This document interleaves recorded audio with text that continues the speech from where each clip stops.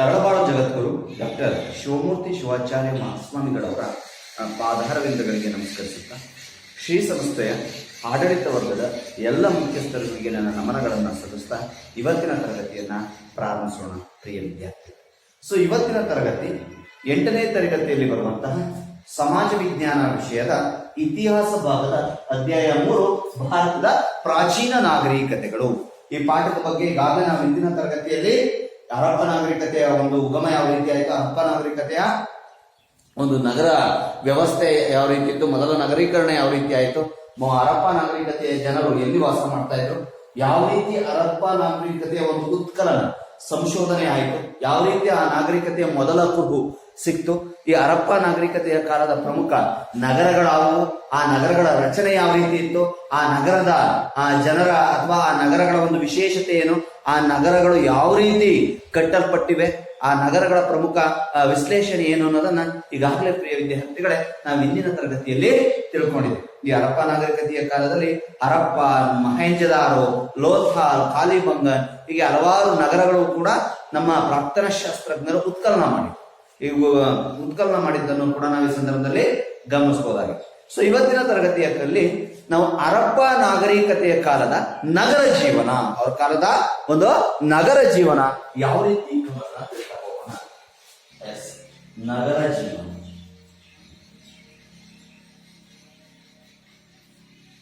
ವಿದ್ಯಾರ್ಥಿಗಳೇ, ಹರಪ್ಪ ನಾಗರಿಕತೆಯ ಕಾಲದ ಜನರ ಒಂದು ನಗರ ಜೀವನವನ್ನು ನಾವು ನೋಡ್ತಾ ಹೋದ್ರೆ ಇವ್ರ ಕಾಲದಲ್ಲಿ ಕಟ್ಟಡಗಳನ್ನ ಹೊರತುಪಡಿಸಿ ನಮಗೆ ಸಿಕ್ಕಿರುವಂತಹ ಅಂದ್ರೆ ಪ್ರಾಕ್ತನ ಶಾಸ್ತ್ರಜ್ಞರಿಗೆ ಸಿಕ್ಕಿರುವಂತಹ ವಸ್ತುಗಳಲ್ಲಿ ಲೋಹಗಳು ಮತ್ತು ಬೆಲೆ ಬಾಳುವ ಅರಳುಗಳು ಕೂಡ ಸಿಕ್ಕಿವೆ. ಏನೋ ಲೋಹಗಳು ಮತ್ತು ಬೆಲೆ ಬಾಳುವ ಅರಳುಗಳು ಕೂಡ ಈ ಒಂದು ಉತ್ಖನನದ ಸಂದರ್ಭದಲ್ಲಿ ಸಿಕ್ಕಿವೆ.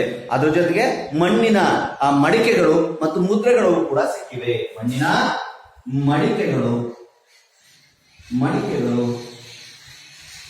ಮತ್ತು ಮುದ್ರೆಗಳು. ವಿದ್ಯಾರ್ಥಿಗಳೇ ಅರ್ಥ ಮಾಡ್ಕೊಳ್ಳಿ, ಕೇವಲ ಕಟ್ಟಡಗಳಷ್ಟೇ ಸಿಕ್ಕಿಲ್ಲ. ಈ ಹರಪ್ಪ ನಾಗರಿಕತೆಯ ಕಾಲದಲ್ಲಿ ಉತ್ಖನನ ಮಾಡುವಂತಹ ಸಂದರ್ಭದಲ್ಲಿ ಬೆಲೆ ಬಾಳುವ ಲೋಹಗಳು ಮತ್ತು ಹರಳುಗಳು ಹೆಚ್ಚಿನ ಪ್ರಮಾಣದಲ್ಲಿ ಸಿಕ್ಕಿವೆ. ಮಣ್ಣಿನ ಮಡಿಕೆಗಳು ಮತ್ತು ಮುದ್ರೆಗಳು ಮತ್ತೆ ಮಣ್ಣಿನ ಮಣಿಗಳು ಕೂಡ ದೊರೆತಿವೆ. ಮುದ್ರೆಗಳ ಜೊತೆಗೆ ಮಣ್ಣಿನ ಮಣಿಗಳು ಕೂಡ ನಮಗೆ ದೊರೆತಿರೋದನ್ನ ಈ ಸಂದರ್ಭದಲ್ಲಿ ನಾವು ಕಾಣಬಹುದಾಗಿದೆ. ಇಲ್ಲಿ ನೋಡಿ, 2 ರೀತಿಯ ವಸ್ತುಗಳು ಕಂಡು, ಲೋಹಗಳು, ಬೆಲೆ ಬಾಳುವ ಹರಳುಗಳು, ಮಣ್ಣಿನ ಮಣಿಗಳು ಮತ್ತು ಮಡಿಕೆಗಳು ಸಿಕ್ಕು ಅಂತ ಹೇಳಿದೆ. ಇವೆರಡನ್ನ ನೋಡುವಂತ ಸಂದರ್ಭದಲ್ಲಿ ಇಲ್ಲಿ ಒಂದು ರೀತಿಯಾದಂತಹ ಒಂದು ಆಡಳಿತ ವ್ಯವಸ್ಥೆ ಇತ್ತು ಅನ್ನೋದನ್ನು ಕಂಡು ಬರುತ್ತೆ. ಯಾಕಂದ್ರೆ ಬೆಲೆ ಬಾಳುವ ಲೋಹಗಳು ಒಂದ್ ಕಡೆ ಸಿಕ್ಕಿದ್ರೆ ಮಣ್ಣಿನ ಮಣಿಗಳು ಒಂದ್ ಕಡೆ ಸಿಕ್ಕಿವೆ. ಇವುಗಳನ್ನ ನೋಡಿದಂತ ಸಂದರ್ಭದಲ್ಲಿ ನಾವು ತಿಳಿಯಬೇಕಾದಂತಹ ಒಂದು ಸ್ಪಷ್ಟವಾದಂತಹ ಅಂಶ ಏನಪ್ಪಾ ಅಂದ್ರೆ, ಹರಪ್ಪ ನಾಗರಿಕತೆಯ ಕಾಲದಲ್ಲಿ ಒಂದು ಆಡಳಿತ ವರ್ಗ ಇತ್ತು, ಒಂದು ಶ್ರೀಮಂತ ಗುಂಪು ಇತ್ತು. ಈ ಶ್ರೀಮಂತ ಗುಂಪು ಲೋಹಗಳಿಂದ ಮತ್ತು ಬೆಲೆ ಬಾಳುವ ಅರಳುಗಳಿಂದ ಮಾಡಿದಂತ ಆಭರಣಗಳನ್ನ ಧರಿಸ್ತಿತ್ತು. ಜನಸಾಮಾನ್ಯರು, ಬಡವರು ಅಥವಾ ಜನಸಾಮಾನ್ಯರು ಮಣ್ಣಿನಿಂದ ಮಾಡಿದಂತ ಮಣಿಗಳನ್ನ ಧರಿಸ್ತಿದ್ರು ಅನ್ನೋದನ್ನ ಈ ಸಂದರ್ಭದಲ್ಲಿ ನಾವು ಅತ್ಯಂತ ಗಹನವಾಗಿ ನಂಬಬೇಕಾಗುತ್ತೆ ಪ್ರಿಯ ವಿದ್ಯಾರ್ಥಿಗಳು. ಯಾಕೆಂದ್ರೆ ಲೋಹಗಳು ಮತ್ತು ಬೆಲೆ ಬಾಳುವ ಹರಳುಗಳನ್ನ ಶ್ರೀಮಂತ ವರ್ಗವಾದಂತ ಆಡಳಿತ ವರ್ಗ ಧರಿಸ್ತಾ ಇದ್ರೆ, ಮಣ್ಣಿನ ಮಣಿಗಳನ್ನ ಜನಸಾಮಾನ್ಯರು ಧರಿಸ್ತಿದ್ರು ಅನ್ನೋದನ್ನ ಈ ಸಂದರ್ಭದಲ್ಲಿ ನಾವು ಗಮನಿಸಬಹುದಾಗಿದೆ ಪ್ರಿಯ ವಿದ್ಯಾರ್ಥಿಗಳೇ. ಅಷ್ಟೇ ಅಲ್ಲೇ ಈ ಹರಪ್ಪ ನಾಗರಿಕತೆಯ ಕಾಲದಲ್ಲಿ ಸಿಕ್ಕಿರುವಂತಹ ಮಣ್ಣಿನ ಮುದ್ರೆಗಳ ಮೇಲೆ ಕೆಲವು ಲಿಪಿಗಳ ಒಂದು ಮುದ್ರೆ ಇದೆ. ಆದ್ರೆ ಆ ಲಿಪಿಗಳನ್ನ ಓದ್ಲಿಕ್ಕೆ ಅಸಾಧ್ಯವಾಗಿದೆ, ಓದ್ಲಿಕ್ಕೆ ಬರ್ತಾ ಇಲ್ಲ. ಬಟ್ ಮುದ್ರೆಗಳು ಆ ಮಣ್ಣಿನ ಮಡಿಕೆಗಳ ಮೇಲೆ ಅಲ್ಲಿ ಮುದ್ರೆಗಳಿರೋದನ್ನ ನಮಗೆ ಗೊತ್ತಾಗುತ್ತೆ. ಇದರಿಂದ ನಮಗೆ ಗೊತ್ತಾಗುತ್ತೆ ಹರಪ್ಪ ನಾಗರಿಕತೆಯ ಕಾಲದ ಜನರಿಗೆ ಅಕ್ಷರದ ಜ್ಞಾನವೂ ಕೂಡ ತಿಳಿದಿತ್ತು. ಯಾಕೆಂದ್ರೆ ಮಣ್ಣಿನ ಮಡಿಕೆಗಳ ಮೇಲೆ ಮತ್ತು ಮುದ್ರೆಗಳ ಮೇಲೆ ಅಕ್ಷರಗಳ ಲಿಪಿ ಇರೋದ್ರಿಂದ ಆಗಿನ ಕಾಲದ ಜನರಿಗೆ ಅಕ್ಷರ ಜ್ಞಾನ ಇತ್ತು ಅನ್ನೋದು ನಮಗೆ ಈ ಸಂದರ್ಭದಲ್ಲಿ ಅರಿತುಕೋಬೇಕಾಗತ್ತೆ ಪ್ರಿಯ ವಿದ್ಯಾರ್ಥಿಗಳು. ಸುಮಾರು 1,000ಕ್ಕಿಂತ ಹೆಚ್ಚಿನ ಮುದ್ರೆಗಳು ಈ ಹರಪ್ಪ ನಾಗರಿಕತೆಯ ಕಾಲದಲ್ಲಿ ನಮ್ಮ ಪ್ರಾಕ್ತನ ಶಾಸ್ತ್ರಜ್ಞರಿಗೆ ದೊರಕಿದವೆ. ಸುಮಾರು 1,000ಕ್ಕಿಂತ ಹೆಚ್ಚಿನ ಮುದ್ರೆಗಳನ್ನ ನಮ್ಮ ಪ್ರಾಕ್ತನ ಶಾಸ್ತ್ರಜ್ಞರು ತಾವು ಸಂಶೋಧನೆ ಮಾಡುವಂತಹ ಸಂದರ್ಭದಲ್ಲಿ ಈ ಸಿಂಧ್ ಮತ್ತು ಪಂಜಾಬ್ ಪ್ರಾಂತ್ಯದಲ್ಲಿದ್ದಂತ ಹರಪ್ಪ ನಾಗರಿಕತೆಯ ಕಾಲದಲ್ಲಿ ನಮ್ಮ ಪ್ರಾಕ್ತನ ಶಾಸ್ತ್ರಜ್ಞರಿಗೆ ತಿಳಿದಿವೆ. ಇದರಿಂದ ನಮಗೆ ಈ ಹರಪ್ಪ ನಾಗರಿಕತೆಯ ಕಾಲದ ಜನರಿಗೆ ಅಕ್ಷರದ ಜ್ಞಾನ ತಿಳಿದಿತ್ತು. ಅವರಲ್ಲಿ ಆಡಳಿತ ವರ್ಗ ಇತ್ತು, ಸಾಮಾನ್ಯ ಜನರ ವರ್ಗ ಇತ್ತು ಅನ್ನೋದು ಅತ್ಯಂತ ಸವಿಸ್ತಾರವಾಗಿ ಈ ಸಂದರ್ಭದಲ್ಲಿ ನಮ್ಗೆ ಗೊತ್ತಾಗುತ್ತೆ ಪ್ರಿಯ ವಿದ್ಯಾರ್ಥಿಗಳು. ಅಷ್ಟೇ ಅಲ್ಲದೆ ಈ ಹರಪ್ಪ ನಾಗರಿಕತೆಯ ಕಾಲದ ಜನರಿಗೆ ಕೃಷಿ ಮತ್ತು ಪಶು ಸಂಗೋಪನೆಯ ಬಗ್ಗೆಯೂ ಕೂಡ ತಿಳುವಳಿಕೆ ಇದೆ. ಯಾವ ಕೃಷಿ ಮತ್ತು ಪಶು ಸಂಗೋಪನೆ, ಕೃಷಿ ಮತ್ತು ಪಶು ಸಂಗೋಪನೆಯ ಬಗ್ಗೆಯೂ ಕೂಡ ಇವರಿಗೆ ತಿಳಿದಿತ್ತು ಎಂಬ ಹಲವು ಸಾಕ್ಷ್ಯಗಳು ಕೂಡ ನಮ್ಗೆ ದೊರೆತಿವೆ. ಇವರ ಕಾಲದಲ್ಲಿ ಗೋಧಿ, ಬಾರ್ಲೆ, ಕಾಳು ಅಂದ್ರೆ ಇಟ್ ಕಾಳುಗಳು, ಸಾಸಿವೆ ಮುಂತಾದ ಬೆಳೆಗಳನ್ನ, ಗೋಧಿಯನ್ನ, ಬಾರ್ಲೆಯನ್ನ ಎಕ್ಸಾಂಪಲ್ ಕೇಳ್ತಾರೆ. ಹರಪ್ಪ ನಾಗರಿಕತೆಯ ಕಾಲದ ಜನರು ಬೆಳೀತಿದ್ದಂತ ಬೆಳೆಗಳ್ಯಾವು ಅಂತ ಗೋಧಿಯನ್ನ ಬೆಳೀತಾ ಇದ್ರು, ಬಾರ್ಲಿಯನ್ನ ಬೆಳೀತಾ ಇದ್ರು, ದ್ವಿದಳ ಧಾನ್ಯ ಅಥವಾ ಕಾಳುಗಳನ್ನ ಬೆಳೀತಾ ಇದ್ರು. ಅದ್ರ ಜೊತೆಗೆ ಮತ್ತೆ ಸಾಸಿವೆಯನ್ನ ಕೂಡ ಇವರು ಬೆಳೀತಾ ಇದ್ರು. ಜೊತೆಗೆ ಹತ್ತಿಯನ್ನು ಕೂಡ ಬೆಳೀತಾ ಇದ್ರು. ಯಾವ್ದನ್ನ? ಹತ್ತಿಯನ್ನ ಯಾರು ಬೆಳೀತಾ ಇದ್ರು ಅಂದ್ರೆ ತಮ್ಮ ಉಡುಪುಗಳನ್ನ ತಯಾರಿಸಿಕೊಳ್ಳಿಕ್ಕೋಸ್ಕರ ಹತ್ತಿಯನ್ನ ಕೂಡ ಈ ಹರಪ್ಪ ನಾಗರಿಕತೆಯ ಕಾಲದ ಜನರು ಬೆಳೀತಿದ್ದನ್ನ ನಾವು ಈ ಸಂದರ್ಭದಲ್ಲಿ ಗಮನಿಸಬಹುದಾಗಿದೆ ಪ್ರಿಯ ವಿದ್ಯಾರ್ಥಿಗಳೇ. ಅಷ್ಟೇ ಅಲ್ಲದೆ ಹರಪ್ಪ ನಾಗರಿಕತೆಯ ಎಲ್ಲ ನಗರಗಳು ಕೂಡ ಸಿಂಧೂ ನದಿ ಮತ್ತು ಅದರ ಉಪನದಿಯ ಒಂದು ದಂಡೆಯಲ್ಲಿ ರಚನೆ ಆಗಿರೋದ್ರಿಂದ ನಮ್ಗೆ ಇವ್ರಿಗೆ ನೀರಾವರಿಯ ಬಗ್ಗೆಯೂ ಕೂಡ ಜ್ಞಾನ ಇತ್ತು ಅನ್ನೋದು ನಮಗೆ ಗೊತ್ತಾಗುತ್ತೆ. ಯಾಕೆಂದ್ರೆ ಹರಪ್ಪ ನಾಗರಿಕತೆಯ ಮಹೇಂಜದಾರ ನಗರ ಇರ್ಬೋದು, ಹರಪ್ಪ ಇರ್ಬೋದು, ಲೋಥಾಲ್ ಇರ್ಬೋದು, ಕಾಲಿಬಂಗನ್ ಇರ್ಬೋದು, ಎಲ್ಲ ಪ್ರಮುಖ ನಗರಗಳು ಸಿಂಧೂ ನದಿ ಮತ್ತು ಅದರ ಉಪನದಿಯ ಮೇಲೆ ಏನಾಗಿರೋದ್ರಿಂದ, ಸಿಂಧೂ ನದಿಯ ಉಪನದಿಯ ಮೇಲೆ ಅವು ನೆಲೆಗೊಂಡಿದ್ರಿಂದ ನಮ್ಗೆ ಈ ಹರಪ್ಪ ನಾಗರಿಕತೆಯ ಕಾಲದ ಜನರಿಗೆ ನೀರಾವರಿ ವಿಧಾನದ ಬಗ್ಗೆಯೂ ಕೂಡ ತಿಳುವಳಿಕೆ ಇತ್ತು ಅನ್ನೋದನ್ನ ಈ ಸಂದರ್ಭದಲ್ಲಿ ನಾವು ನಂಬಲಿಕ್ಕೆ ಅತ್ಯಂತ ಹತ್ತಿರದ ಸಂಗತಿಯಾಗುತ್ತೆ ಪ್ರಿಯ ವಿದ್ಯಾರ್ಥಿಗಳೇ. ಅಷ್ಟೇ ಅಲ್ಲದೆ ಇವರು ಡುಬ್ಬದ ಗೂಳಿ, ದನಗಳು, ಎಮ್ಮೆ, ಕುರಿ, ಮೇಕೆ, ನಾಯಿ ಹಾಗೂ ಕೋಳಿ ಮುಂತಾದ ಪ್ರಾಣಿಗಳನ್ನ ಸಾಕಿದ್ರು. ಇದರಿಂದ ನಮ್ಗೆ ಅವ್ರಿಗೆ ಪಶು ಸಂಗೋಪನೆಯೂ ಕೂಡ ಗೊತ್ತಿತ್ತು ಅನ್ನೋದು ಈ ಸಂದರ್ಭದಲ್ಲಿ ನಮ್ಗೆ ಅರ್ಥ ಆಗುತ್ತೆ. ಡುಬ್ಬದ ಗೂಳಿಯನ್ನ ಅರ್ಥ ಮಾಡ್ಕೊಳ್ಳಿ, ಕುರಿಯನ್ನ, ಕೋಳಿಯನ್ನ, ಮೇಕೆಯನ್ನ, ನಾಯಿಯನ್ನ ಮುಂತಾದ ಪ್ರಾಣಿಗಳನ್ನ ಸಾಕ್ತಿದ್ರಿಂದ ನಮ್ಗೆ ಇವ್ರಿಗೆ ಪಶು ಸಂಗೋಪನೆಯ ಜ್ಞಾನ ಇತ್ತು ಅನ್ನೋದು ಗೊತ್ತಾಗುತ್ತೆ. ಜೊತೆಗೆ ಇವ್ರ ಕಾಲದ ಎತ್ತುಗಳನ್ನ, ಹೊರೆಗಳನ್ನ ಅಂದ್ರೆ ಭಾರವನ್ನ ಒಂದು ಕಡೆಯಿಂದ ಇನ್ನೊಂದು ಕಡೆಗೆ ಸರಬರಾಜುವನ್ನ ಮಾಡ್ಲಿಕ್ಕೆ, ಭಾರವನ್ನ ಎಳಲಿಕ್ಕೆ ಎತ್ತುಗಳನ್ನ ಬಳಸ್ತಾ ಇದ್ರು ಅನ್ನೋದು ಕೂಡ ಇವ್ರ ಕಾಲದಲ್ಲಿ ನಮ್ಗೆ ಗೊತ್ತಾಗತ್ತೆ. ಅಷ್ಟೇ ಅಲ್ಲದೆ ಈ ಹರಪ್ಪ ನಾಗರಿಕತೆಯ ಕಾಲದ ಜನರು ವ್ಯಾಪಾರ ಮತ್ತು ವಾಣಿಜ್ಯದಲ್ಲೂ ಕೂಡ, ವ್ಯಾಪಾರ ಕ್ಷೇತ್ರದಲ್ಲೂ ಕೂಡ ಪಾಲುದಾರಿಕೆ ಅಥವಾ ವ್ಯಾಪಾರದಲ್ಲೂ ಕೂಡ ಮಾಡಿದ್ರು. ವ್ಯಾಪಾರ ವಾಣಿಜ್ಯ ಕ್ಷೇತ್ರದಲ್ಲೂ ಕೂಡ ಅವರ ಸಾಧನೆ ಇದೆ ಅನ್ನೋದು ನಮ್ಗೆ ಗೊತ್ತಾಗುತ್ತೆ. ಇವರು ಬಲೂಚಿಸ್ತಾನ, ಸೌರಾಷ್ಟ್ರ ಮುಂತಾದ ಪ್ರದೇಶಗಳೊಂದಿಗೆ ವ್ಯಾಪಾರ ಸಂಪರ್ಕವನ್ನ ಇಟ್ಕೊಂಡಿದ್ರು ಅನ್ನೋದು ಕೂಡ ನಮ್ಗೆ ಗೊತ್ತಾಗುತ್ತೆ. ಹೆಂಗ್ ಗೊತ್ತಾಗುತ್ತೆ? ಮೆಸಪಟೋನಿಯಾ ನಾಗರಿಕತೆಯಲ್ಲಿ ಈ ಹರಪ್ಪ ನಾಗರಿಕತೆಯ ಕೆಲವು ಮುದ್ರೆಗಳು ದೊರೆತಿವೆ. ಅರ್ಥ ಮಾಡ್ಕೊಳ್ಳಿ, ಮೆಸಪಟೋನಿಯಾ ಅಂತಾರಾಷ್ಟ್ರೀಯ ವಿದೇಶಿ ನಾಗರಿಕತೆ ಇದು. ಮೆಸಪಟೋನಿಯಾ ನಾಗರಿಕತೆಯಲ್ಲಿ ಈ ಹರಪ್ಪ ನಾಗರಿಕತೆಯ ಕಾಲದ ಮುದ್ರೆಗಳು ದೊರೆತಿವೆ. ಸೊ ಈ ಮುದ್ರೆಗಳು ದೊರೆತಿರೋದ್ರಿಂದ ನಮಗೂ ಮತ್ತು ಮೆಸಪಟೋನಿಯಕ್ಕೂ ಒಂದು ವ್ಯಾಪಾರ ಸಂಬಂಧ ಇತ್ತು ಅನ್ನೋದು ಈ ಸಂದರ್ಭದಲ್ಲಿ ನಮ್ಗೆ ಅತ್ಯಂತ ಸೂಕ್ಷ್ಮವಾಗಿ ಗೊತ್ತಾಗುತ್ತೆ ಪ್ರಿಯ ವಿದ್ಯಾರ್ಥಿಗಳು. ಅರ್ಥ ಮಾಡ್ಕೊಳ್ಳಿ, ಕೇವಲ ಇವರು ಸ್ಥಳೀಯವಾಗಿ ಅಷ್ಟೇ ಇವರ ವ್ಯವಹಾರ ಇರಲಿಲ್ಲ. ಅಂತಾರಾಷ್ಟ್ರೀಯ ಮಟ್ಟದಲ್ಲಿ ಸೌರಾಷ್ಟ್ರದೊಂದಿಗೆ, ಬಲೂಚಿಸ್ತಾನದೊಂದಿಗೆ ಮುಂತಾದ ವಿವಿಧ ರಾಷ್ಟ್ರಗಳೊಂದಿಗೆ ಇವರಿಗೆ ಅಂತಾರಾಷ್ಟ್ರೀಯ ವ್ಯಾಪಾರ ಸಂಬಂಧವಿತ್ತು ಅನ್ನೋದು ಕೂಡ ನಾವು ಈ ಸಂದರ್ಭದಲ್ಲಿ ನಂಬೇಕಾಗುತ್ತೆ. ಯಾಕೆಂದ್ರೆ ಮೆಸಪಟೋಮಿಯಾ ನಾಗರಿಕತೆಯಲ್ಲಿ ಹರಪ್ಪ ನಾಗರಿಕತೆಯ ಕಾಲದ ಮುದ್ರೆಗಳು ದೊರೆತಿರೋದ್ರಿಂದ ಇವರಿಗೆ ಅಂತಾರಾಷ್ಟ್ರೀಯ ವ್ಯಾಪಾರದ ಜ್ಞಾನವೂ ಕೂಡ ಇತ್ತು, ಅಂತಾರಾಷ್ಟ್ರೀಯ ವ್ಯಾಪಾರ ಸಂಬಂಧವೂ ಕೂಡ ಇವರು ಇಟ್ಕೊಂಡಿದ್ರು ಅನ್ನೋದನ್ನ ಈ ಸಂದರ್ಭದಲ್ಲಿ ನಾವು ಅರಿಬೇಕಾಗುತ್ತೆ ಪ್ರಿಯ ವಿದ್ಯಾರ್ಥಿಗಳೇ. ಈ ರೀತಿಯಾದಂತಹ ಒಂದು ಅದ್ಭುತವಾದಂತಹ, ಸುವ್ಯವಸ್ಥಿತವಾದಂತಹ, ಆಧುನಿಕ ಶೈಲಿಯ ನಗರ ಜೀವನವನ್ನ ನಮ್ಮ ಈ ಹರಪ್ಪ ನಾಗರಿಕತೆ ಕಾಲದ ಜನರು ಹೊಂದಿದ್ರು ಅನ್ನೋದನ್ನ ಈ ಸಂದರ್ಭದಲ್ಲಿ ನಾವೆಲ್ಲರೂ ಕೂಡ ಅರ್ಥ ಮಾಡ್ಕೋಬೇಕಾಗತ್ತೆ. ಸೊ ತದನಂತರ ಈ ನಾಗರಿಕತೆಗಳ ಅವನತಿ ಯಾವ ರೀತಿ ಆಯ್ತು ಅಥವಾ ಈ ನಗರಗಳ ಅವನತಿ ಯಾವ ರೀತಿ ಆಯ್ತು ಅನ್ನೋದನ್ನ ತಿಳ್ಕೊಳ್ಳೋಣ. ನಗರಗಳ ಅವನತಿ.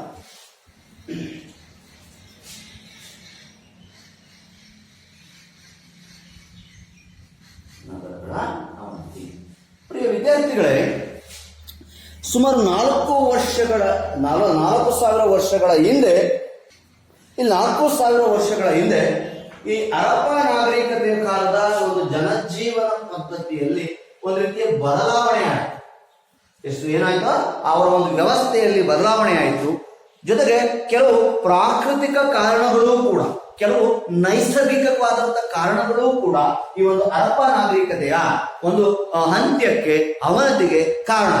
ಏನು ನೈಸರ್ಗಿಕ ಕಾರಣಗಳು ಅಂದ್ರೆ ಆ ನಾಗರಿಕತೆಗಳು ಉಗಮಗೊಂಡಿದ್ದಂತ ನದಿಗಳು ಬತ್ತಿ ಹೋಗಿರ್ಬೋದು. ಅಂದ್ರೆ ಅವೆಲ್ಲ ಉದಾಹರಣೆಗೆ ಹರಪ್ಪ ಆಗಿರ್ಲಿ, ಮೊಹೆಂಜೊದಾರೋ ಆಗಿರ್ಲಿ, ಮುಂತಾದ ಪ್ರಮುಖ ನಗರಗಳು ಸಿಂಧೂ ಮತ್ತು ಅದರ ಉಪನದಿಯ ದಂಡೆಯ ಮೇಲೆ ಏನಾಗಿದ್ದು ಅವು ಅಸ್ತಿತ್ವಕ್ಕೆ ಬಂದಿತ್ತು, ನೆಲೆ ನಿಂತಿತ್ತು.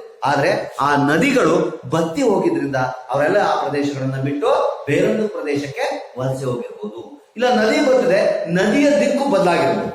ಅರ್ಥ ಆಗ್ತಿದೆಯಾ? ಹರಪ್ಪ ಕಡೆ ಹರಿತಿದ್ದಂತಹ ನದಿ ಕೆಲವು ನೈಸರ್ಗಿಕ ಕಾರಣಗಳಿಂದಾಗಿ ತನ್ನ ದಿಕ್ಕನ್ನ ಬದಲಿಸಿ ಬೇರೆ ಕಡೆ ಹರಿದ್ರಿಂದ, ಆ ಭಾಗಕ್ಕೆ ನೀರು ಹೋಗಿದ್ರಿಂದ ಅವರು ಆ ಪ್ರದೇಶಗಳನ್ನ ಬಿಟ್ಟು ಬೇರೆ ಪ್ರದೇಶಗಳಿಗೆ ಮೈಗ್ರೇಟ್ ಆಗಿರ್ಬೋದು, ವಲಸೆ ಹೋಗಿರ್ಬೋದು ಅಂತ ಕೆಲವು ಪ್ರಾಕ್ತನ ಶಾಸ್ತ್ರಜ್ಞರು ಹೇಳ್ತಾರೆ. ಇನ್ನು ಕೆಲವು ಪ್ರಾಕ್ತನ ಶಾಸ್ತ್ರಜ್ಞರು ಪ್ರವಾಹ ಬಂದು ಆ ನಗರಗಳು ಕೊಚ್ಚಿ ಹೋಗಿರ್ಬೋದು ಅಂತ ಹೇಳ್ತಾರೆ. ಕೆಲವು ಸಂಶೋಧಕರ ಪ್ರಕಾರ ಕೆಲವರು ಹೇಳ್ತಾರೆ ಪ್ರವಾಹ, ಸಿಂಧೂ ನದಿ ಮತ್ತು ಅದರ ಉಪನದಿಗಳಲ್ಲಿ ಅಪಾರ ಪ್ರಮಾಣದ ಪ್ರವಾಹ ಬಂದು ಆ ಪ್ರವಾಹದಿಂದಾಗಿ ಆ ಒಂದು ನಾಗರಿಕತೆ ಸಂಪೂರ್ಣವಾಗಿ ಏನಾಗಿರ್ಬೋದು, ನಿಶೇಷವಾಗಿರ್ಬೋದು ಅಂತ ಹೇಳ್ತಾರೆ. ಇನ್ನ ಕೆಲವು ಸಂಶೋಧಕರು ಹೇಳ್ತಾರೆ ಈ ಸಿಂಧ್ ನದಿ ಮುಂತಾದ ದಂಡೆಯ ಮೇಲೆ ವಾಸಿಸುತ್ತಿದ್ದಂತ ಈ ಒಂದು ಹರಪ್ಪ ನಾಗರಿಕತೆಯ ಕಾಲದ ಜನರು ತಮ್ಮ ಮನೆ ಮಠಗಳನ್ನ ಬಿಟ್ಟು ದಕ್ಷಿಣದ ಕಡೆ ಅವರು ವಲಸೆ ಹೋದ್ರು ಅಂತ ಹೇಳ್ತಾರೆ. ಯಾವ ಕಡೆ? ದಕ್ಷಿಣದ ಕಡೆ ವಲಸೆ ಹೋದ್ರು ಅಂತ ಹೇಳ್ತಾರೆ. ಕೆಲವರು ನದಿ ಬತ್ತಿ ಹೋಗಿದೆ ಅಂತಾರೆ, ಇನ್ನು ಕೆಲವರು ಪ್ರವಾಹ ಬಂದು ಆ ಪ್ರದೇಶಗಳನ್ನ ಬಿಟ್ಟು, ಪಂಜಾಬ್ನ ಸಿಂಧ್ ನದಿಯ ಪ್ರದೇಶಗಳನ್ನ ಬಿಟ್ಟು ದಕ್ಷಿಣದ ಕಡೆ ಹೊಸ ಪ್ರದೇಶಗಳ ಕಡೆ ವಲಸೆ ಹೋಗಿದ್ದಾರೆ ಅಂತ ಹೇಳ್ತಾ ಇದ್ದಾರೆ. ಆದ್ರೆ ಈ ಎಲ್ಲ ನಾಗರಿಕತೆಗಳು ನಾಶವಾದರೂ ಕೂಡ ಈ ಗುಜರಾತ್ ನಲ್ಲಿ ಬರುವಂತ ಲೋಥಾಲ್ ನಲ್ಲಿ ಇಂದಿಗೂ ಕೂಡ ಈ ಹರಪ್ಪ ನಾಗರಿಕತೆಯ ಕಾಲದ ಕೆಲವು ಅವಶೇಷಗಳು ನಮ್ಗೆ ಇವತ್ತಿಗೂ ಕೂಡ ದೊರೀತಾ ಇದ್ದಾವೆ. ಗುಜರಾತ್ ನಲ್ಲಿರುವಂತ ಲೋಥಾಲ್ ನಗರದಲ್ಲಿ ಈ ಹರಪ್ಪ ನಾಗರಿಕತೆಯ ಕಾಲದ ಪ್ರಮುಖವಾದಂತಹ ಸಾಕ್ಷ್ಯಗಳು, ಆಧಾರಗಳು ಇಂದಿಗೂ ಕೂಡ ನಮ್ಗೆ ದೊರೀತಾ ಇದ್ದಾವೆ. ಇದೇನೇ ಇರಲಿ ಪ್ರಿಯ ವಿದ್ಯಾರ್ಥಿಗಳೇ, ಈ ಒಂದು ಹರಪ್ಪ ನಾಗರಿಕತೆಯ ಕಾಲ ಭಾರತದ ಪ್ರಾಚೀನ ನಾಗರಿಕತೆಯ ಒಂದು ಅದ್ಭುತವಾದಂತ ಪ್ರಬುದ್ಧತೆ ಅನ್ನೋದ್ರಲ್ಲಿ ಯಾವುದೇ ರೀತಿಯ ಒಂದು ಊಹಾಪೋಹ ಅಥವಾ ಯಾವುದೇ ರೀತಿಯ ಒಂದು ಉತ್ಪ್ರೇಕ್ಷೆ ಇಲ್ಲ. ಯಾಕೆಂದ್ರೆ ಇವತ್ತು ವೈಜ್ಞಾನಿಕವಾಗಿ ನಾವು ಸಂಶೋಧನೆಗಳನ್ನ ಮಾಡಿ ಹೊಸ ಒಂದು ಆವಿಷ್ಕಾರವನ್ನ ಮಾಡಿ ಇವತ್ತು ನಾವು ಎಲ್ಲಾ ಕ್ಷೇತ್ರದಲ್ಲೂ ಮುಂದಿದ್ದೀವಿ. ಇದಕ್ಕೆ ವೈಜ್ಞಾನಿಕ ಸಂಶೋಧನೆ. ಆದ್ರೆ ಸುಮಾರು 6,000 ವರ್ಷಗಳ ಹಿಂದೆ ಈ ಸಂಶೋಧನೆ ಇಲ್ಲದೇ ಇದ್ರೂ ಕೂಡ ಇವತ್ತಿನ ಹಂತದ್ದೇ ನಗರ ಜೀವನವನ್ನ ಅಂದು ಹರಪ್ಪ ನಾಗರಿಕತೆಯ ಕಾಲದ ಜನರು ಅತ್ಯಂತ ಸುವ್ಯವಸ್ಥಿತವಾಗಿ ಹೊಂದಿದ್ರು ಅನ್ನೋದನ್ನ ಈ ಸಂದರ್ಭದಲ್ಲಿ ನಾವು ಹಲ್ಲೆಗಳಿಲಿಕ್ಕೆ ಬರೋದಿಲ್ಲ ಪ್ರಿಯ ವಿದ್ಯಾರ್ಥಿಗಳೇ. ಆದ್ರಿಂದ ಹರಪ್ಪ ನಾಗರಿಕತೆ ಅನ್ನೋದೇನಿದೆ ಭಾರತದ ಪ್ರಾಚೀನ ನಾಗರಿಕತೆಗಳಲ್ಲಿ ಅತ್ಯಂತ ಪ್ರಬುದ್ಧ ನಾಗರಿಕತೆ, ಹಾಗೆ ಭಾರತದ ಹೆಮ್ಮೆಯನ್ನ ಹೆಚ್ಚಿಸುವಂತ ಕೆಲಸವನ್ನ ಮಾಡಿದೆ ಪ್ರಿಯ ವಿದ್ಯಾರ್ಥಿಗಳು. ಇಷ್ಟು ಹರಪ್ಪ ನಾಗರಿಕತೆಯ ಕಾಲದ ನಗರಗಳು, ನಗರದ ವಿಶೇಷತೆ, ನಗರದ ಜನಜೀವನ ಮತ್ತು ಈ ನಗರಗಳ ಒಂದು ಅವನತಿಗೆ ಏನೆಲ್ಲ ಕಾರಣಗಳ ಹಾದು ಅನ್ನೋದನ್ನ ಈ ಸಂದರ್ಭದಲ್ಲಿ ನಾವು ತಿಳ್ಕೊಂಡ್ವಿ. ಇನ್ನ ಈ ಪಾಠ ಭಾಗದಲ್ಲಿ ತಿಳಿಯುವಂತ ಮತ್ತೊಂದು ಅಂಶಗಳು ಏನಪ್ಪಾ ಅಂದ್ರೆ ವೇದಗಳ ಕಾಲ. ಏನೋ ವೇದಗಳ ಕಾಲ, ವೇದಗಳು ಗೊತ್ತಿದೆಯಲ್ಲ, ವೇದಗಳ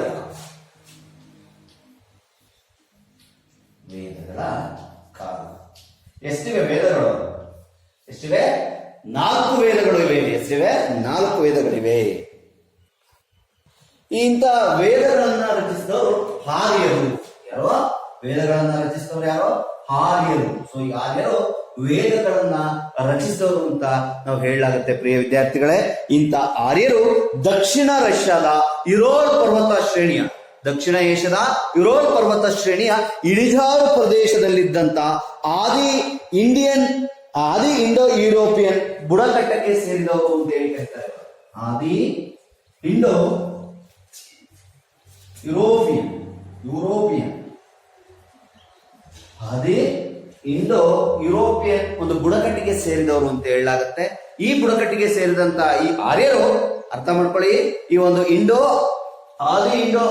ಯುರೋಪಿಯನ್ ಬುಡಕಟ್ಟಿಗೆ ಸೇರಿದಂತ ಆರ್ಯರು ಮಧ್ಯ ಏಷ್ಯಾದ ಮೂಲಕ ಇರಾನ್ ಪ್ರಸ್ಥಭೂಮಿಗೆ ಬಂದು ಅಲ್ಲಿಂದ ಅಫ್ಘಾನಿಸ್ತಾನವನ್ನು ದಾಟಿ, ಮಧ್ಯ ಏಷ್ಯಾದ ಮೂಲಕ ಇರಾನ್ ಪ್ರಸ್ಥಭೂಮಿಗೆ ಬಂದು ಅಲ್ಲಿಂದ ಅಫ್ಘಾನಿಸ್ತಾನವನ್ನು ದಾಟಿ ಪಂಜಾಬ್ಗೆ ಬಂದು ನೆಲೆಸಿದ್ದಾರೆ.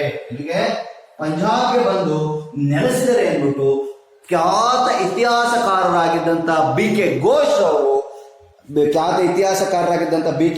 ರವರು ತಾವು ಪ್ರಕಟಿಸಿದಂತ the history and culture of the Indian people, the history of ಅರ್ಥ ಮಾಡ್ಕೊಳ್ಳಿ, BK ಘೋಷ್ ರವರು the history and culture of the people, the history and culture of the people ಎಂಬ ಒಂದು ಪ್ರಖ್ಯಾತ ಲೇಖನದ ಮೊದಲನೇ ಸಂಪುಟದಲ್ಲಿ ಸವಿಸ್ತಾರವಾದಂತಹ ಮಾಹಿತಿಯನ್ನ ಬಿ ಕೆ ಘೋಷ್ ಅವರು ಕೊಟ್ಟಿದ್ದಾರೆ. ಯಾರೋ ಬಿ ಕೆ ಘೋಷ್. ನೋಡಿ, ಇಂಥ ವೇದಗಳು ಸುಮಾರು 4 ವೇದಗಳಿವೆ. ಈ ವೇದಗಳನ್ನ ರಚಿಸಿದವರು ಆರ್ಯರು. ಯಾರೋ ಆರ್ಯರು. ಈ ಆರ್ಯರು ಅರ್ಥ ಮಾಡ್ಕೊಳ್ಳಿ, ಈ ಆರ್ಯರು ನಮಗೆ ದಕ್ಷಿಣ ರಷ್ಯಾದ ಯುರೋಪ್ ಪರ್ವತದ ಇಳಿಜಾರಿನಲ್ಲಿರುವಂತಹ ಆದಿ ಇಂಡೋ ಯುರೋಪಿಯನ್ ಬುಡಕಟ್ಟು ವರ್ಗಕ್ಕೆ ಸೇರಿದವರು. ಇವರು ಮಧ್ಯ ಏಷ್ಯಾದ ಮೂಲಕ ಇರಾನ್ ಪ್ರಸ್ಥ ಭೂಮಿಗೆ ಬಂದು ಅಲ್ಲಿಂದ ಅಫ್ಘಾನಿಸ್ತಾನವನ್ನ ದಾಟಿ ಭಾರತದ ಪಂಜಾಬ್ ಪ್ರಾಂತ್ಯಗಳಿಗೆ ಬಂದು ನೆಲೆಸಿದರೆ ಎಂದ್ಬಿಟ್ಟು ಬಿ ಕೆ ಘೋಷ್ ಅವರು ತಮ್ಮ ಪ್ರಖ್ಯಾತವಾದಂತಹ ಸಂಪುಟವಾದಂತಹ the history and culture of the people, the history and the culture of the people ಎಂಬ ಒಂದು ಸಂಪುಟದಲ್ಲಿ ಅತ್ಯಂತ ಸವಿಸ್ತಾರವಾದಂತಹ ಮಾಹಿತಿಯನ್ನ ಈ ಆರ್ಯರ ಬಗ್ಗೆ, ವೇದಗಳ ಬಗ್ಗೆ ಹೆಚ್ಚಿನ ಮಾಹಿತಿಯನ್ನ ಕೊಟ್ಟಿದ್ದಾರೆ ಪ್ರಿಯ ವಿದ್ಯಾರ್ಥಿಗಳೇ. ಸೊ ಇದು ಈ ವೇದಗಳನ್ನ ರಚಿಸಿದಂತ ಆರ್ಯರ ಮೂಲ. ಈ ಆರ್ಯರ ಮೂಲವನ್ನು ಇನ್ನೊಮ್ಮೆ ನೋಡೋದಾದ್ರೆ ಇವರು ಆದಿ ಇಂಡೋ ಯುರೋಪಿಯನ್ ಬುಡಕಟ್ಟಿಗೆ ಸೇರಿದವರು. ಇವರು ಮಧ್ಯ ಏಷ್ಯಾದ ಮತ್ತು ಯುರೋಪ್ನ ದಕ್ಷಿಣ ರಷ್ಯಾದ ಯುರೋಪ್ ಪರ್ವತ ಶ್ರೇಣಿಯಲ್ಲಿದ್ದಂತ ಈ ಬುಡಕಟ್ಟು ಜನಾಂಗಕ್ಕೆ ಸೇರಿದಂತ ಇವರು ಮಧ್ಯ ಏಷ್ಯಾದ ಮೂಲಕ ಎಲ್ಲಿಗೆ ಬರ್ತಾರೆ? ಇರಾನ್ ಪ್ರಸ್ಥಭೂಮಿಗೆ ಬರ್ತಾರೆ. ಈ ಇರಾನ್ ಪ್ರಸ್ಥಭೂಮಿಯಿಂದ ಅಫ್ಘಾನಿಸ್ತಾನವನ್ನು ದಾಟಿ ಪಂಜಾಬ್ಗೆ ಬಂದು ನೆಲೆಸ್ತಾರೆ ಎಂದ್ಬಿಟ್ಟು ಬಿ ಕೆ ದಾಸರವರು ತಮ್ಮ ಸ್ವಪ್ರಖ್ಯಾತ ಸಂಪುಟದಲ್ಲಿ ಸವಿಸ್ತಾರವಾದಂತಹ ಮಾಹಿತಿಯನ್ನ ಕೊಟ್ಟಿದ್ದಾರೆ ಪ್ರಿಯ ವಿದ್ಯಾರ್ಥಿಗಳೇ. ಈ ಗುಂಪಿನವರು ಕಟ್ಟಿದಂತಹ ಒಂದು ಸಂಸ್ಕೃತಿಯನ್ನ ನಾವು ವೇದಗಳ ಆಧಾರದ ಮೇಲೆ ಅರ್ಥ ಮಾಡಿಕೊಂಡು ಅದನ್ನ ವೈದಿಕ ಸಂಸ್ಕೃತಿ ಅಂತ ಹೇಳ್ತೇವೆ. ವೈದಿಕ ಸಂಸ್ಕೃತಿ ಏನಂತ ಹೇಳಿ ಕರಿತೇವೆ? ಈ ಗುಂಪಿನವರು, ಈ ಆರ್ಯ ಎಂಬ ಒಂದು ಗುಂಪಿನವರು ಕಟ್ತಾರೆ ಒಂದು ಸಂಸ್ಕೃತಿಯನ್ನ ಅವರು ಇಲ್ಲಿ ಸೃಷ್ಟಿ ಮಾಡ್ತಾರೆ. ಈ ಸಂಸ್ಕೃತಿಯನ್ನ ನಾವು 4 ವೇದಗಳ ವೇದಗಳ ಆಧಾರದ ಮೇಲೆ ಅರ್ಥ ಮಾಡ್ಕೊಳ್ಬೇಕಾಗತ್ತೆ. ಅಂತ ಸಂಸ್ಕೃತಿಯನ್ನ ನಾವು ವೈದಿಕ ಸಂಸ್ಕೃತಿ ಅಂತ ಹೇಳಿ ಕರಿತೀವಿ. ನಮ್ಮಲ್ಲಿ ಈ ಆರ್ಯರು ನಮ್ಗೆ ಒಂದು ದಕ್ಷಿಣ ರಷ್ಯಾದ ಯುರೋಪ್ ಪ್ರಾಂತ್ಯದಿಂದ ಬಂದಂತಹ ಒಂದು ಆದಿ ಇಂಡೋ ಯುರೋಪಿಯನ್ ಎಂಬ ಒಂದು ಬುಡಕಟ್ಟವರು. ಇವರು ಇರಾನ್ ಪ್ರಸ್ಥಭೂಮಿಯ ಮುಖಾಂತರ ಅಫ್ಘಾನಿಸ್ತಾನವನ್ನು ದಾಟಿ ಪಂಜಾಬ್ ಪ್ರಾಂತ್ಯಕ್ಕೆ ಬಂದು ನೆಲೆಸ್ತಾರೆ. ಇವರು ಒಂದು ಸಂಸ್ಕೃತಿಯನ್ನ ಇಲ್ಲಿ ಪ್ರಾರಂಭ ಮಾಡ್ತಾರೆ. ಆ ಸಂಸ್ಕೃತಿಯನ್ನ ನಾವು ವೈದಿಕ ಸಂಸ್ಕೃತಿ, ಈ ಆರ್ಯರು ಪ್ರಾರಂಭಿಸಿದ ಒಂದು ಸಂಸ್ಕೃತಿಯನ್ನ ನಾವು ವೈದಿಕ ಸಂಸ್ಕೃತಿ ಅಂತ ಹೇಳಿ ಕರೆತೇವೆ. ಇಂಥ ವೇದಗಳ ಕಾಲವನ್ನ ನಾವು 2 ಭಾಗಗಳಾಗಿ ವಿಂಗಡಿಸಿ, ವೇದಗಳ ಕಾಲವನ್ನ 2 ಭಾಗಗಳಾಗಿ ವಿಂಗಡಿಸಿ ಅಧ್ಯಯನ ಮಾಡ್ತೀವಿ. ಸೊ ಯಾವ್ಯಾವ ಅದನ್ನ ತಿಳ್ಕೊಳ್ಳೋಣ. ನೋಡಿ, ವೇದಗಳ ಒಂದು ಕಾಲವನ್ನ 2 ಭಾಗಗಳಾಗಿ ವಿಂಗಡಿಸ್ತೀವಿ. ಸೊ ಅದರಲ್ಲಿ ಒಂದು ಋಗ್ವೇದದ ಕಾಲ. ಕಾಲವನ್ನ 2 ಭಾಗಗಳಾಗಿ ವಿಂಗಡಿಸಿ ಅಧ್ಯಯನ ಮಾಡ್ತೇವೆ. ಅದರಲ್ಲಿ ಒಂದು ಋಗ್ವೇದದ ಕಾಲ. ಋಗ್ವೇದದ ಕಾಲ ಅಥವಾ ಆರಂಭಿಕ ವೈದಿಕ ಕಾಲ ಅಥವಾ ಆರಂಭಿಕ ವೈದಿಕ ಕಾಲ. ಆರಂಭಿಕ ವೈದಿಕ ಕಾಲ ಅಂತ ಒಂದು. ಇನ್ನೊಂದು ಉತ್ತರ ಋಗ್ವೇದದ, ಮತ್ತೊಂದು ಉತ್ತರ ಋಗ್ವೇದದ ಕಾಲ. ಋಗ್ವೇದದ ಕಾಲ ಅಥವಾ ನಂತರದ ವೈದಿಕ ಕಾಲ ಅಥವಾ ನಂತರದ ವೈದಿಕ ಕಾಲ. ವೈದಿಕ ಕಾಲ ಎಂಬುದಾಗಿ 2 ಭಾಗಗಳಾಗಿ ವಿಂಗಡಿಸ್ತೀವಿ ವಿದ್ಯಾರ್ಥಿಗಳು. ವೇದಗಳ ಕಾಲವನ್ನ 2 ಭಾಗಗಳಾಗಿ ವಿಂಗಡಿಸಿ ಅಧ್ಯಯನ ಮಾಡ್ತೀವಿ. ಅದರಲ್ಲಿ ಒಂದು ಋಗ್ವೇದದ ಕಾಲ ಅಥವಾ ಆರಂಭಿಕ ವೈದಿಕ ಕಾಲ ಅಂತ, ಇನ್ನೊಂದು ಉತ್ತರ ಋಗ್ವೇದದ ಕಾಲ ಅಥವಾ ನಂತರದ ವೈದಿಕ ಕಾಲ ಎಂಬುದಾಗಿ ಅಧ್ಯಯನ ಮಾಡ್ತೇವೆ. ಈ ವೇದಗಳ ಕಾಲಘಟ್ಟದ ಬಗ್ಗೆ ನಮಗೆ ಆರಂಭದಲ್ಲಿ ಯಾವುದೇ ರೀತಿಯ ಬರವಣಿಗೆಯ ಸಾಕ್ಷ್ಯಗಳು ದೊರೆತಿಲ್ಲ. ಈ ವೇದಗಳ ಕಾಲದ ಆರಂಭಿಕ ಮಾಹಿತಿ ನಮಗೆ ಮೌಖಿಕವಾಗಿ, ಆದರೆ ದಿನಗಳಂತೆ ಈ ವೈದಿಕ ವ್ಯವಸ್ಥೆಯಲ್ಲಿ ಬದಲಾವಣೆ ಉಂಟಾಗಿ ಅವರಲ್ಲೂ ಕೂಡ ಈ ಒಂದು ಬರಹದ ಒಂದು ಹವ್ಯಾಸ ಹೆಚ್ಚಾಗುತ್ತೆ. ಬರಹದ ಲಿಪಿಯ ಜ್ಞಾನ ಬರುತ್ತೆ. ಅಲ್ಲಿಂದ ಮುಂದಕ್ಕೆ ಅವರ ಕಾಲದ ಮಾಹಿತಿಗಳು ಕೆಲವು ನಮಗೆ ಬರಹ ರೂಪದಲ್ಲಿ ಸಿಕ್ಕಿರೋದನ್ನ ಕೂಡ ನಾವು ಈ ಸಂದರ್ಭದಲ್ಲಿ ಗಮನಿಸಬಹುದಾಗಿದೆ ಪ್ರಿಯ ವಿದ್ಯಾರ್ಥಿಗಳು. ಈ ವೇದಗಳ ಕಾಲಘಟ್ಟದ ಮಾಹಿತಿ ನಮ್ಗೆ ಆರಂಭದಲ್ಲಿ ಬರವಣಿಗೆ ರೂಪದಲ್ಲಿ ಸಿಕ್ಕಿಲ್ಲ, ಕೇವಲ ಮೌಖಿಕ ರೂಪದಲ್ಲಿ ಸಿಕ್ತು ಅಂತಲೂ ಕೂಡ ಈ ಸಂದರ್ಭದಲ್ಲಿ ಹೇಳಲಾಗುತ್ತೆ. ಇಂಥ ವೇದಗಳನ್ನ ನಾವು 2 ಭಾಗಗಳಾಗಿ ವಿಂಗಡಿಸಿ ಅಧ್ಯಯನವನ್ನ ಮಾಡ್ತೇವೆ. ಒಂದು ಋಗ್ವೇದದ ಕಾಲ ಅಥವಾ ಆರಂಭಿಕ ವೇದಗಳ ಕಾಲ ಅಂತಲೂ, ಮತ್ತೊಂದು ಉತ್ತರ ಋಗ್ವೇದದ ಕಾಲ ಅಥವಾ ನಂತರ ವೈದಿಕ ಕಾಲಗಳು ಎಂಬುದಾಗಿ ವಿಂಗಡಿಸಿ ಅಧ್ಯಯನವನ್ನ ಮಾಡ್ತೇವೆ. ಸೊ ಮುಂದಿನ ತರಗತಿಯಲ್ಲಿ ನಾವು ಈ ಋಗ್ವೇದದ ಕಾಲದ ಅಥವಾ ಆರಂಭಿಕ ವೈದಿಕ ಕಾಲದ ಜನರ ಜೀವನ ಸ್ಥಿತಿ ಯಾವ ರೀತಿ ಇತ್ತು, ನಂತರ ಉತ್ತರ ಋಗ್ವೇದ ಕಾಲ ಅಥವಾ ನಂತರ ವೈದಿಕ ಕಾಲದ ಜನರ ಜೀವನ ಸ್ಥಿತಿ ಯಾವ ರೀತಿ ಇತ್ತು ಅನ್ನೋದು ನಂತರ ತರಗತಿಯಲ್ಲಿ ತಿಳ್ಕೊಳ್ಳೋಣ. ಈಗ ನಾವು ಈ ವೇದಗಳ ವಿಧಗಳಾಗುವು, ವೇದಗಳ ಪ್ರಕಾರಗಳಾಗುವು. ಈಗಾಗಲೇ ಪ್ರಶ್ನೆ ಹೇಳಿದ್ದೀನಿ ನಾನು, ವೇದಗಳಲ್ಲಿ ಎಷ್ಟು ವಿಧ. ಸೊ ವೇದಗಳ ಪ್ರಕಾರಗಳನ್ನ ತಿಳ್ಕೊಳ್ಳೋಣ. ಸೊ ವೇದಗಳಲ್ಲಿ ಒಟ್ಟು 4 ವಿಧ. ಎಷ್ಟು ವಿಧ? ವೇದಗಳಲ್ಲಿ 4 ವಿಧಗಳಿವೆ. ಸೊ ವೇದಗಳಲ್ಲಿ ಒಟ್ಟು 4 ವಿಧ. ಪ್ರಿಯ ವಿದ್ಯಾರ್ಥಿಗಳೇ, ವೇದಗಳಲ್ಲಿ ಟೋಟಲ್ ಎಷ್ಟಿವೆ? 4 ವಿಧಗಳೇ. ಪ್ರತಿಯೊಬ್ಬ ಭಾರತೀಯನು ಕೂಡ ಈ ವೇದಗಳ ಬಗ್ಗೆ ತಿಳ್ಕೋಬೇಕಾಗಿದೆ. ಸೊ ಈ 4 ವಿಧಗಳಲ್ಲಿ ಮೊದಲು ಋಗ್ವೇದ, 2 ಸಾಮವೇದ, 3 ಯಜುರ್ವೇದ, 4 ಅಥರ್ವವೇದ. ಒಂದು ಋಗ್ವೇದ, ಅರ್ಥ ಮಾಡ್ಕೊಳ್ಳಿ. ಒಂದು ಋಗ್ವೇದ, 2 ಸಾಮವೇದ, ಒಂದು ಋಗ್ವೇದ, 2 ಸಾಮವೇದ, 3 ಯಜುರ್ವೇದ, 3 ಯಜುರ್ವೇದ, 4 ಅಥರ್ವವೇದ. ವೇದ ಎಂಬುದಾಗಿ ವೇದಗಳನ್ನ ಒಟ್ಟು 4 ಭಾಗಗಳಾಗಿ ವಿಂಗಡಿಸಲಾಗಿದೆ. ಮೊದಲನೇದು ಋಗ್ವೇದ, 2 ಸಾಮವೇದ, 3 ಯಜುರ್ವೇದ, 4 ಅಥರ್ವವೇದ ಎಂಬುದಾಗಿ 4 ಭಾಗಗಳಾಗಿ ವಿಂಗಡಿಸಲಾಗಿದೆ ವೇದಗಳನ್ನ. ಇಂಥ ವೇದಗಳಲ್ಲಿ ಯಜ್ಞ ಯಾಗಾದಿಗಳು, ಪ್ರಕೃತಿ ಆರಾಧನೆ, ಮಾಟವಿದ್ಯೆ ಮುಂತಾದವರ ಬಗ್ಗೆ, ಇಂಥ ವೇದಗಳಲ್ಲಿ ಪ್ರಕೃತಿ ಆರಾಧನೆ, ಯಜ್ಞ ಯಾಗಾದಿಗಳು, ಮಾಟ, ತಂತ್ರ ಮಂತ್ರ ಮುಂತಾದವುಗಳ ಬಗ್ಗೆ ಅಗತ್ಯವಾದಂತ ಸಂಗ್ರಹ ಇದೆ ವಿದ್ಯಾರ್ಥಿಗಳ. ಇಂತಹ ಸಂಗ್ರಹಗಳನ್ನ ಸಂಹಿತೆ ಅಂತೇಳಿ ಕರೀತಾರೆ. ನೋಡಿ, ವೇದಗಳ ಬಗ್ಗೆ, ವೇದಗಳಲ್ಲಿ ಪ್ರಕೃತಿ ಆರಾಧನೆ, ಪ್ರಕೃತಿ ಪೂಜೆ, ಮತ್ತೆ ಯಜ್ಞ ಯಾಗಾದಿಗಳು, ಮಾಟ ಮಂತ್ರ ಮುಂತಾದವುಗಳ ಬಗ್ಗೆ ಅಗತ್ಯವಾದಂತಹ ಸಂಗ್ರಹ ಇದೆ. ಇಂತಹ ಸಂಗ್ರಹವನ್ನು ನಾವು ಏನಂತೇಳಿ ಕರೀತೇವೆ? ಸಂಹಿತೆಗಳು ಅಂತೇಳಿ ಕರೀತೇವೆ. ನೋಡಿ, ಪ್ರತಿಯೊಂದು ಸಂಹಿತೆಯು ಕೂಡ ಧಾರ್ಮಿಕ ಆಚರಣೆಗಳ ಬಗ್ಗೆ ಮಾಹಿತಿ ನೀಡುವಂತಹ, ನೋಡಿ ಪ್ರತಿಯೊಂದು ಸಂಹಿತೆಯಲ್ಲೂ ಕೂಡ ನಮಗೆ ಪ್ರತಿಯೊಂದು ಸಂಹಿತೆಯಲ್ಲೂ ಕೂಡ ನಮಗೆ ಧಾರ್ಮಿಕ ಆಚರಣೆಗಳ ಬಗ್ಗೆ ವಿವರಣೆ ನೀಡುವಂತಹ ಬ್ರಾಹ್ಮಣಗಳು ಎಂಬ ಪಠ್ಯಭಾಗಗಳಿವೆ. ಬ್ರಾಹ್ಮಣಗಳು ಎಂಬ ಪಠ್ಯಗಳಿವೆ ವಿದ್ಯಾರ್ಥಿಗಳು. ಅರ್ಥ ಮಾಡ್ಕೊಳ್ಳಿ. ವೇದಗಳಲ್ಲಿ ಪ್ರಕೃತಿ ಪೂಜೆ, ಮಾಟ ಮಂತ್ರ ಮತ್ತು ಯಜ್ಞ ಯಾಗಾದಿಗಳ ಬಗ್ಗೆ ಅಗತ್ಯವಾದಂತಹ ಸಂಗ್ರಹ ಇದೆ. ಇಂತಹ ಸಂಗ್ರಹಕ್ಕೆ ನಾವು ಸಂಹಿತೆ ಅಂತ ಹೇಳಿದ್ದಾರೆ. ಸಂಹಿತೆ ಅಂದ್ರೆ ಧಾರ್ಮಿಕ ಆಚರಣೆಗಳ ಬಗ್ಗೆ ನಮಗೆ ವಿವರ ನೀಡುವಂತಹ ಬ್ರಾಹ್ಮಣಗಳು ಎಂಬ ಪಠ್ಯಗಳಿವೆ.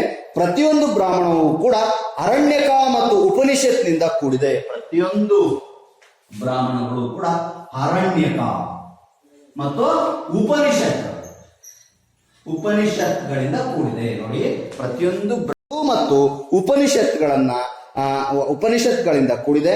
ಅರಣ್ಯದಲ್ಲಿ ಅಥವಾ ಅರಣ್ಯಕಗಳಲ್ಲಿ ನಾವೇನ್ ತಿಳ್ಕೊಳ್ತೀವಿ ಅಂದ್ರೆ, ಅರಣ್ಯದಲ್ಲಿ ವಾಸಿಸುತ್ತಿದ್ದ ಋಷಿಗಳಿಗೆ ಅಗತ್ಯವಾದಂತಹ ಅತೀಂದ್ರಿಯ ಉಪದೇಶಗಳು. ನೋಡಿ, ಅರಣ್ಯಕಗಳಲ್ಲಿ ನಾವೇನನ್ನ ತಿಳ್ಕೊಳ್ತೀವಿ ಅಂದ್ರೆ, ಅರಣ್ಯದಲ್ಲಿ ವಾಸಿಸುತ್ತಿದ್ದಂತ ಋಷಿಗಳ ಒಂದು 6 ಸೆನ್ಸ್ ಅಂತೀವಿ.